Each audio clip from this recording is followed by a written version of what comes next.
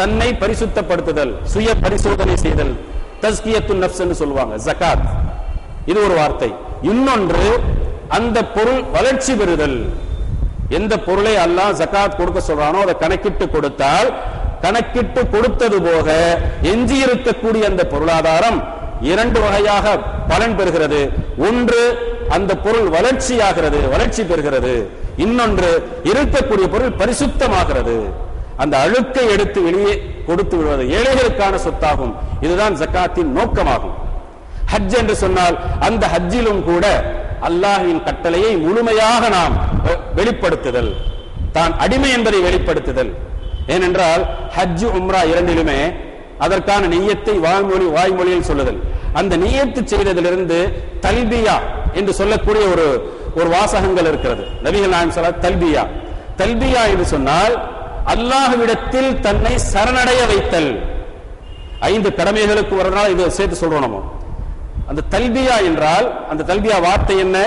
லப்பைக் அல்லாஹும்ம லப்பைக் லப்பைக லா ஷரீக லக லப்பைக் இன்னல் ஹம்த வன் நிஅமத லக வல் முல்க் லா ஷரீக லக். இறைவா, உன்னிடத்தில் வந்து விட்டேன், உன்னிடத்தில் என்னை ஒப்படைத்து விட்டேன், சரணடைந்து விட்டேன். லப்பைக் அல்லாஹும்ம லப்பைக் லப்பைக லா ஷரீக லக லப்பைக். இறைவா, உனக்கு இணை துணை இல்லை, புகழ் அனைத்தும் உனக்கே சொந்தம், நீ கொடுத்த அனைத்து அருட்கொடைகளுக்கும் நீயே சொந்தம். லா ஷரீக லக், இறைவா உனக்கு இணை துணை இல்லை என்ற வார்த்தையை வெளிப்படுத்தி அல்லாஹ்வுக்கு இணை இல்லை என்பதை தன்னுடைய செயலால், தன்னுடைய அந்த உறுப்புகளால், உடல் அந்த ஆடைகளால் அல்லாஹ்விடத்தில் வெளிப்படுத்துதல், தன் அடிமைத்தனத்தை வெளிப்படுத்துதல் இது நோக்கமாகும். ஹஜ் உம்ரா இதிலே இவ்வாறாக ஒரு முஸ்லிம் நடந்து கொள்ளுதல். அதே போன்று நடைமுறை, ஒரு முஸ்லிமுடைய நடைமுறை எப்படி இருக்க வேண்டும்? நபிகள் நாயகம் ஸல்லல்லாஹு அலைஹி வஸல்லம் கூறினார்கள், ஒரு முஸ்லிம் இன்னொரு முஸ்லிமுக்கு செலுத்தக்கூடிய கடமைகளை விவரித்து சொன்னார்கள். அந்த கடமைகளை உணர்ந்து செயல்படுதல். லில் முஸ்லிமி அலல் முஸ்லிமி சித்துன், ஒரு முஸ்லிம் இன்னொரு முஸ்லிமுக்கு செலுத்தக்கூடிய கடமை 6 ஆகும். 6 கடமை, 6 விஷயங்கள் கடமைப்பட்டிருக்கிறார்.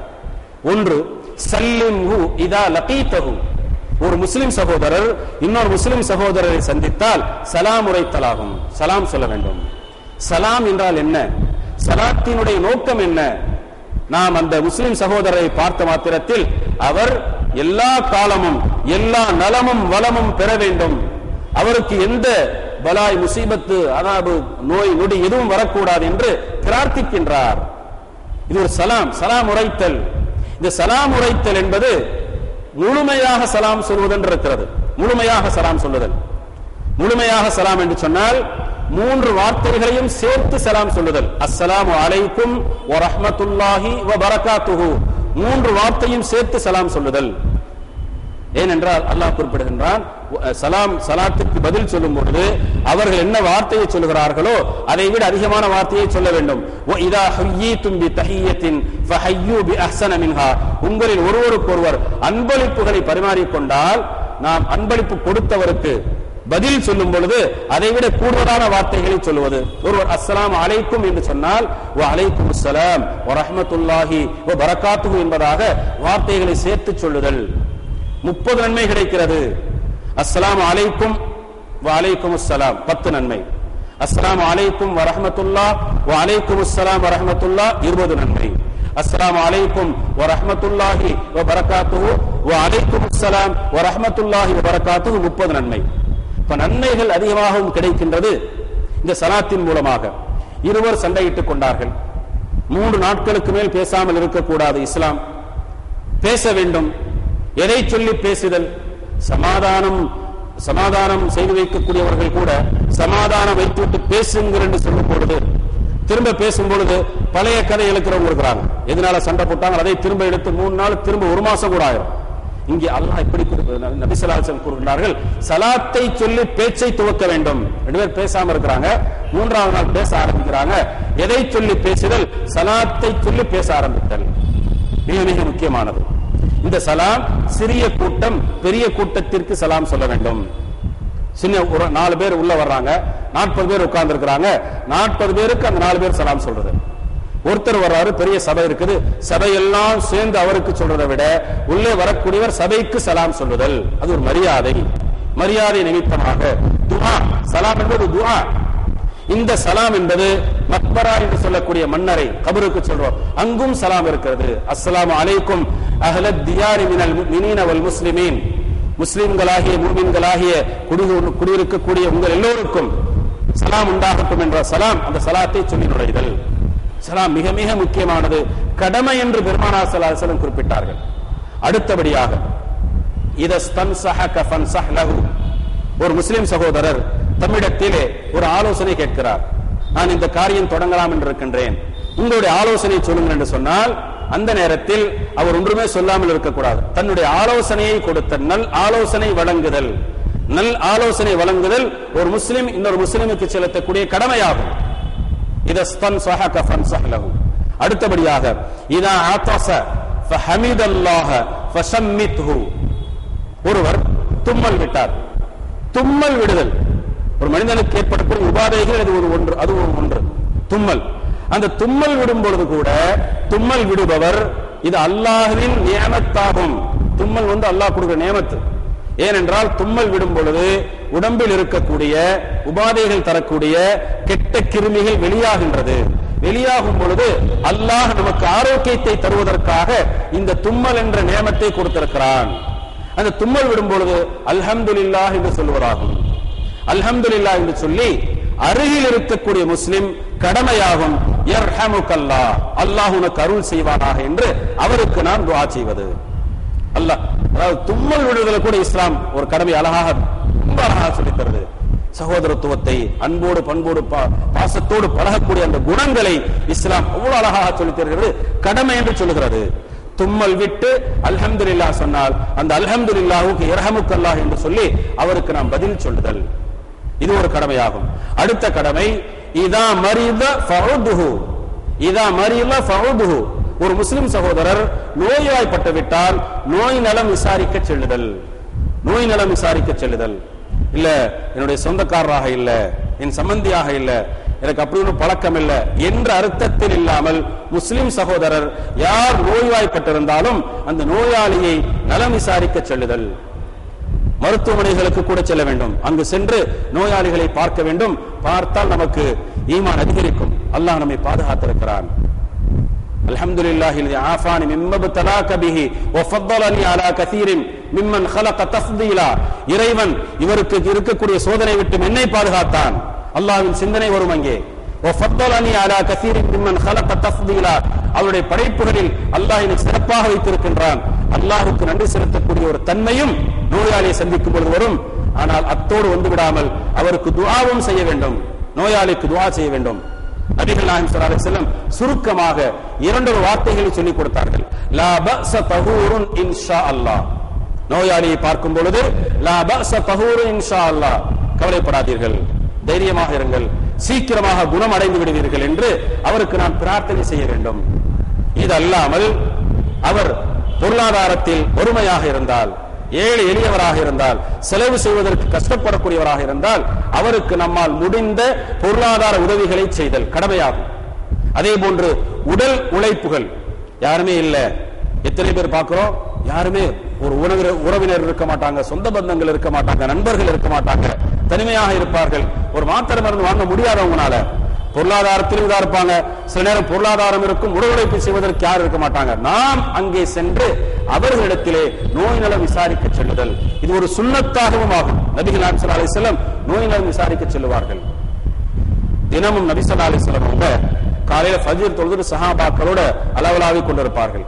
யாராவது வரலனா விசாரிப்பாங்க, ஏன் வரல, நோயாக இருக்கிறாங்க, நோய் நலம் விசாரிக்க சுன்னத்தாகும். நோய் நலம் விசாரிக்க செல்லுதல் இது சுன்னத்தாகும்.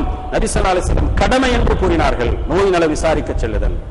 அடுத்த கடமை இதா மாத்த ஃபத்தபி ஜனாஸதஹு, அந்த முஸ்லிம் சகோதரர் இறந்து விட்டால் அந்த இறப்பில் பங்கெடுத்துக் கொள்ளுதல்.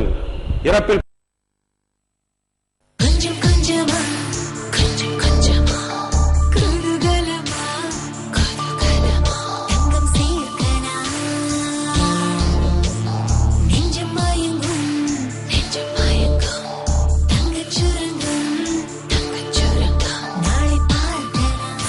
ஜுவல்லர்ஸின் கோல்டன் கிரைண்ட் சேவிங் ஸ்கீமில் இன்றே சேருங்கள். தங்கத்தை இனிதாய் சேருங்கள். இத்திட்டத்தில் செய்கூலி சேதாரம் இல்லை. Fathima jewellers. NSC post road Hussainia jewellers. தரமான தங்க நகைகள், புத்த புது டிசைன்கள், அன்பான உபசரிப்புக்கு Hussainia jewellers. Hussainia jewellers 168 NSC post road, Chennai 79.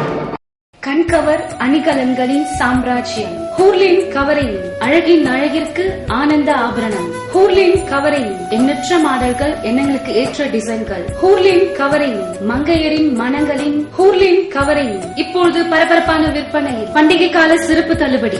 Velachery main road, Thandeeswaran bus stop near Velachery, Chennai 42. Phone number 04422431446 900322295.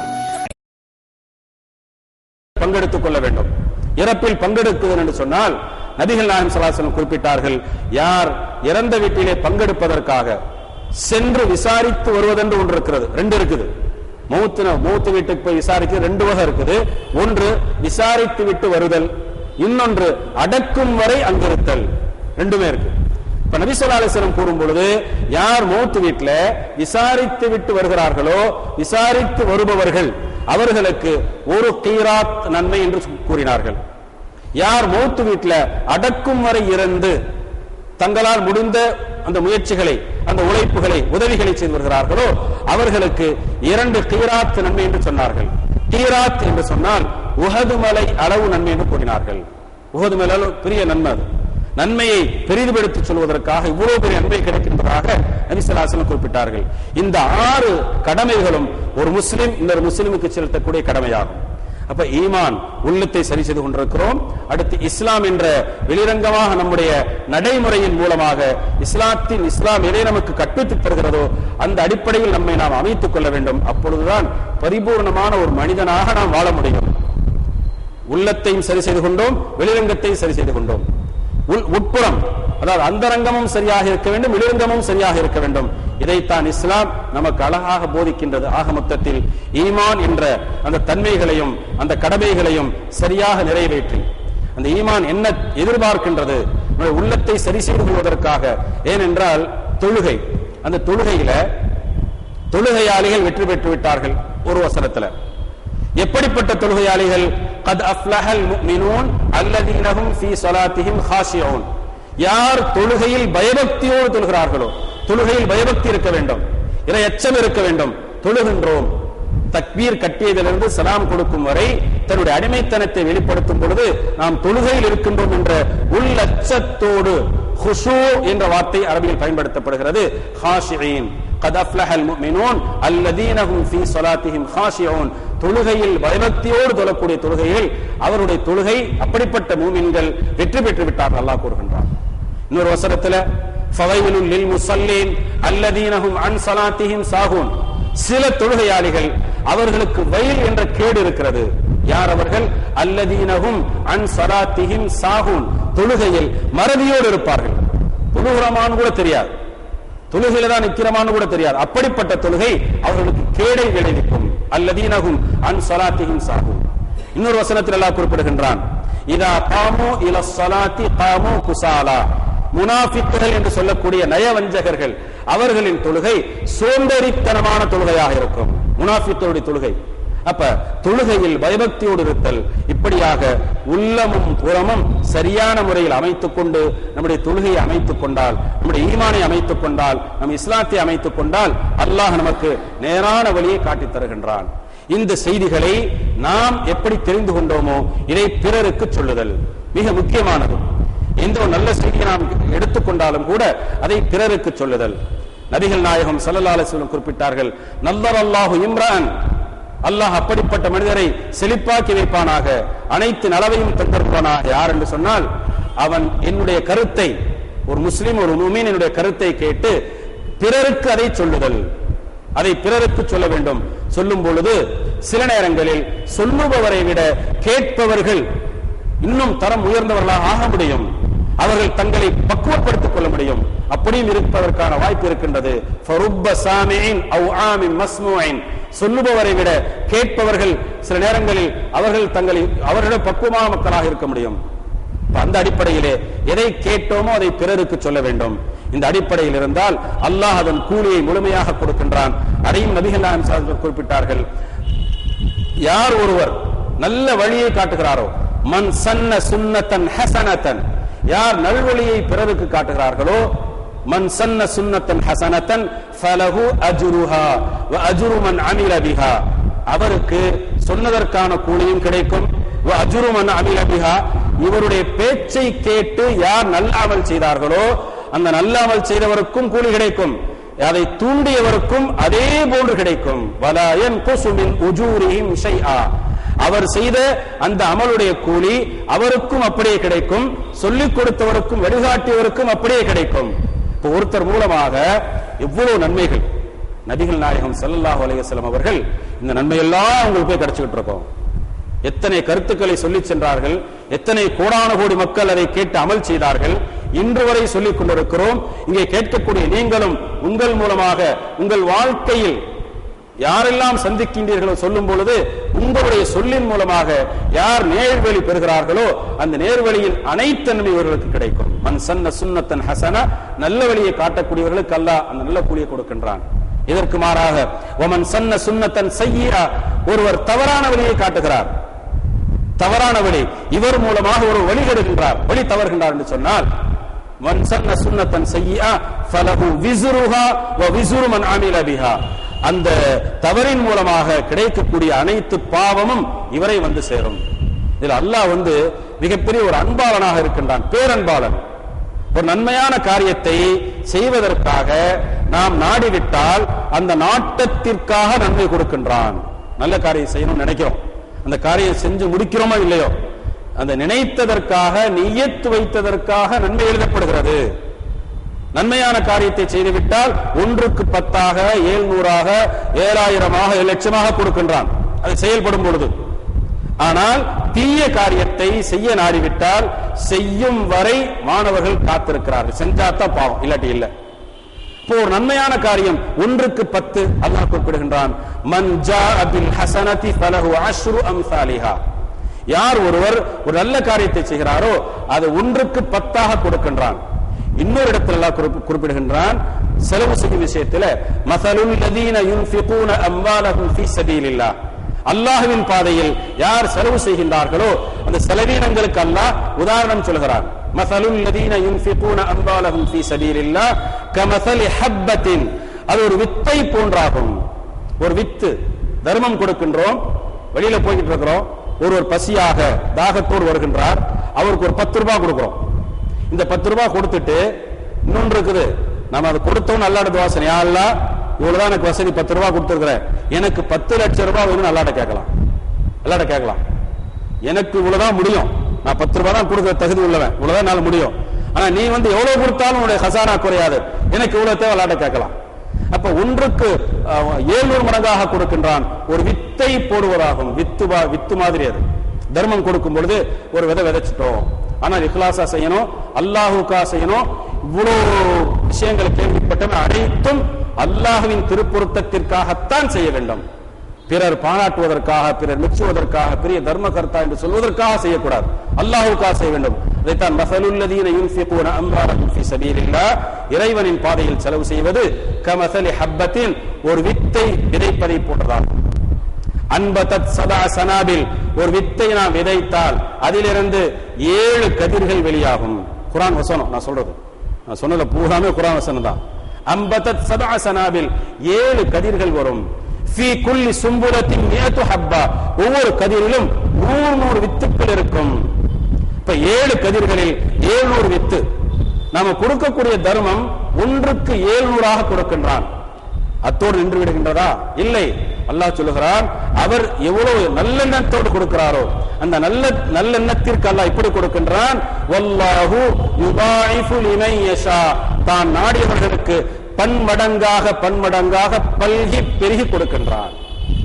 அப்ப நம்முடைய எண்ணங்கள் சரியாக இருக்க வேண்டும். நல்ல காரியங்களை சொல்லுவதால், செயல்படுத்துவதால் நம்மை நாம் அமைத்துக் கொள்ள வேண்டும். அவ்வாறு இருக்கும் பொழுதுதான் உண்மையான முஃமின்களாக, முஸ்லிம்களாக வாழ முடியும். அதனுடைய கூலியை அல்லாஹ் சொர்க்கமாக தர காத்திருக்கின்றான். அல்லாஹ் கிட்ட நம்ம யா அல்லாஹ், நான் செய்யக்கூடிய இந்த அமல் இதை ஏற்றுக்கொள்வாயாக, நீ புரிந்து கொள்ள வேண்டும், நீ பொருந்திக் கொள்ள வேண்டும். இதற்காக நீ சொர்க்கத்தை கொடுப்பாயாக, நரகத்தை விட்டும் பாதுகாப்பாயாக என்ற பிரார்த்தனைகளை செய்து கொள்ள வேண்டும். எல்லாம் வல்ல இறைவன் உண்மையான முஃமின்களாக முஸ்லிம்களாக வாழக்கூடிய தௌஃபீகை எனக்கும் உங்களுக்கும் தந்தருள்வானாக. வஆகிரு தஅவானா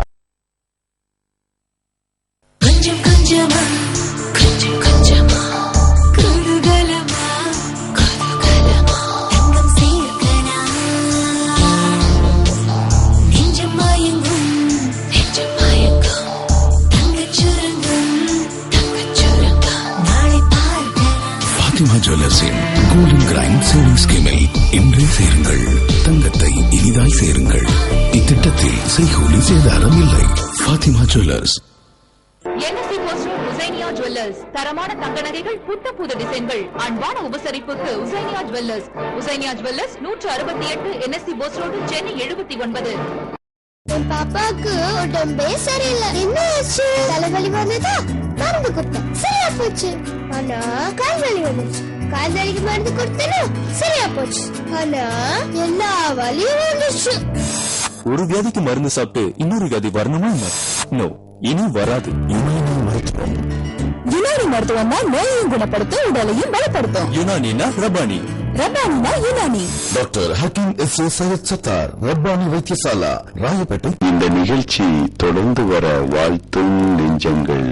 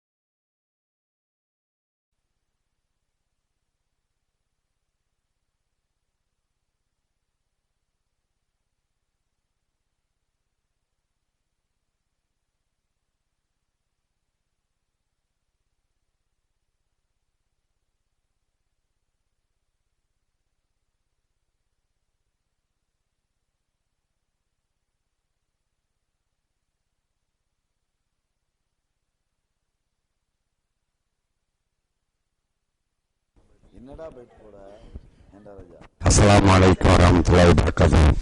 விண்ணையும் மண்ணையும் படைத்து அதில் நம்மையும் படைத்து அதை பார்க்கின்ற நமது இறைவனை நினைத்தவனாக, நிந்தித்தவனாக, புகழ்ந்தவனாக எனது ஆரம்பம் செய்கின்றேன்.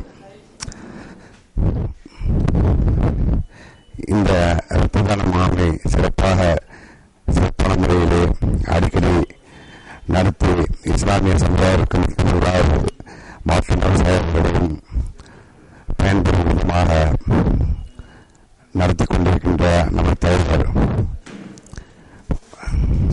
சமுதாய காவலரும் அனைவராலும் அன்போடு அழைக்கும் அண்ணன் சம்பாக்கிறார் அவர்கள் இதற்கு உறுதுணையாக தூண்களாக தலைவர்களின் செயல்பாடுகளை அழகான முறையில் அமைத்துக் கொண்டிருக்கும் அண்ணன் புகாரி அவர்களே, இஸ்மாயில் அவர்களே, உங்கள் அனைவருக்கும் நன்றி கூறுவனாக எனது ஆரம்பம் செய்கின்ற அஸ்ஸலாமு அலைக்கும் வரஹ்மத்துல்லாஹி வபரகாத்துஹு. அன்புக்கினிய சகோதர சகோதரிகளே, அல்லாஹ்வுடைய மாபெரும் கிருபையால் 4ஆம் ஆண்டாக இந்த பயங்கரவாத எதிர்ப்பு இரத்த தான முகாம் நடந்து கொண்டிருக்கிறது. சென்னையில் மட்டும் இந்த ஒரே நேரத்திலே 9 இடங்களில் இந்த வாரமும், அடுத்த வாரம் 6 இடங்களிலும், அதுக்கு அடுத்த வாரம் 4 இடங்களிலும் தமிழகம் முழுவதும் தொடர்ந்து இந்த இரத்த தான முகாம் நடத்தப்பட்டு வர இருக்கின்றது இன்ஷா அல்லாஹ். இந்த இரத்த தானம் என்பது ஒரு உயிரை காப்பது. அல்லாஹ் திருமறை குர்ஆனிலே சொல்கிறான், ஒரு உயிரை காப்பாற்றியவர் ஒட்டுமொத்த சமுதாயத்தையும் வாழ வைத்தவர் போலாவார் என்று சொல்லக்கூடியது திருமறை குர்ஆனுடைய வசனம். ஒரு காலகட்டத்திலும் இஸ்லாம் தீவிரவாதத்தையோ பயங்கரவாதத்தையோ போதிக்காது என்பது திண்ணமான ஒன்று. இரத்தத்தை கொடுப்போம், மனித நேயத்தை பலப்புறம் என்ற ரீதியிலே பாரிமுனை கிளை சார்பாக தலைமையகத்திலே இந்த முகாம் நடைபெற்றுக் கொண்டிருக்கிறது. இதேபோல் தமிழகம் முழுவதும் நடைபெற்றுக் கொண்டிருக்கின்ற இந்த முகாம்களிலே ஒரு செய்தியை மிக தெளிவாக சொல்வோம். எங்களுடைய தொப்புள்குடி உறவுகளாக இருக்கின்ற இந்து கிறித்துவ அனைத்து மக்களும் எம்மக்களே, என் சகோதரர்களே, எங்களுடைய தொப்புள்குடி உறவுகளே என்ற அந்த உன்னதமான எண்ணத்தை பதிவு செய்வதுதான் இந்த நோக்கம். பயங்கரவாதம் இல்லை, தீவிரவாதம் இல்லை, மனித நேயம்தான் இஸ்லாம் என்பதை எத்தி வைப்போம் ஒட்டுமொத்த மக்களிடம். அஸ்ஸலாமு அலைக்கும். தொடர்ந்து 4 வருடங்களாக பயங்கரவாத எதிர்ப்பு தினம் என்கின்ற நாளை தொடர்ந்து 4வது வருடமாக இந்திய தூய் ஜமாத்தின் சார்பாக நடைபெற்று வருகிறது. இதனுடைய நோக்கம் முழுமையாக திருமறையிலே 5வது அத்தியாயத்தில் 32வது வசனத்தில் எவர் ஒரு மனிதனை வாழ வைக்கின்றாரோ அந்த மனித குலத்தையே வாழ வைத்தவர் போல ஆவார் என்னும் அந்த வசனத்தை அடிப்படையாக கொண்டு இந்த இரத்த தான முகாம் நடைபெற்றுக் கொண்டிருக்கின்றது. முஸ்லிம்கள் நாங்கள் எல்லாம் மீடியாக்களால் பயங்கரவாதியாக, தீவிரவாதியாக சித்தரித்து உதிரம் கொடுத்து உயிர்களை காப்பாற்றுபவர்கள் நாங்கள். திருமறை இதைத்தான் போதிக்கிறது என்பதை சொல்லும் வகையில் இந்த இரத்த தான முகாம் நடைபெற்றுக் கொண்டிருக்கின்றது. நான் டாக்டர் தேன்மொழி, ஸ்டான்லி பிளட் பேங்க்ல மெடிக்கல் ஆஃபீஸரா இருக்கேன். ஐஎன்டிஜே எங்களுக்கு நியர்லி 10 to 12 இயர்ஸா எங்களுக்கு blood donation camps every year கொடுத்துக்கிட்டு இருக்காங்க. நியர்லி ஒவ்வொரு கேம்ப்லயும் 100 டோனர்ஸ் கிட்ட நாங்க எடுப்போம். ஸோ அவங்க இந்த ரத்த தானம் செய்ய வேண்டிய அந்த இதை நல்லா ஃபாலோ பண்ணி தொடர்ந்து நடத்தி பொது தொண்டு செய்து வருகிறார்கள். அது மிகவும் சந்தோஷமாக இருக்கிறது. இது மேலும் மேலும் கண்டினியூவாக நான் வேண்டிக் கொள்கிறேன்.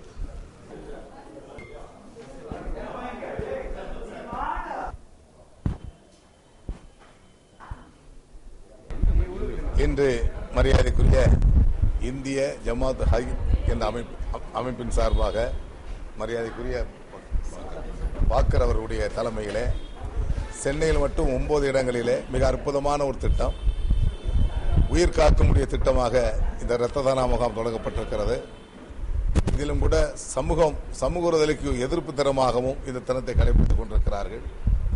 இதுபோன்ற நற்காரியங்களில் ஈடுபட்டுக் கொண்ட இந்த அமைப்பு நாளை பத்திரிகைகளை திறந்தால் பல்வேறு மாநிலத்திலே நக்சலைட்டுகள் பூந்திருக்கிறார்கள், நக்சலைட்டு அதிகமாக ஈடுபட மாட்டார்கள் என்ற செய்தியை தான் மத்திய அரசு மூலமாக நாம் படித்துக் கொண்டிருக்கிறோம். இதற்கெல்லாம் எதிர்ப்பாக இதுபோன்ற அமைப்பின் மூலமாக இந்த இரத்த தான முகாமோடு அந்த தினத்தையும் கடைபிடிப்பது என்பது உண்மையிலேயே அதுபோன்ற பயங்கரவாதங்கள் நடக்கின்ற பொழுது இரத்த இழப்பீடு நிறைய ஏற்படுகிறது. அந்த வேளையில் உயிர் காக்கக்கூடிய இந்த இரத்தம் கடுமையாக தேவைப்படுகிறது. இந்த நல்ல திட்டத்தை தமிழகம் முழுவதும் இது தொடங்கியிருக்கிறார்கள். இதில் தமிழ்நாடு வணிகத்துடைய பேரமைப்பையும் பங்கேற்க வைத்ததுமைக்காக அந்த அமைப்பினுடைய நிர்வாகிகளுக்கு எங்களுடைய பேரமைப்பின் சார்பாக மனமார்ந்த நன்றியையும் பாராட்டுதலும் தெரிவித்துக் கொண்டு இதுபோன்ற உன்னதமான பணி நாடெங்கிலும் நீங்கள் தொடர வேண்டும் என்று வாழ்த்தி வாய்ப்புக்கு நன்றி கூறி விடைபெறுகிறேன். நன்றி, வணக்கம்.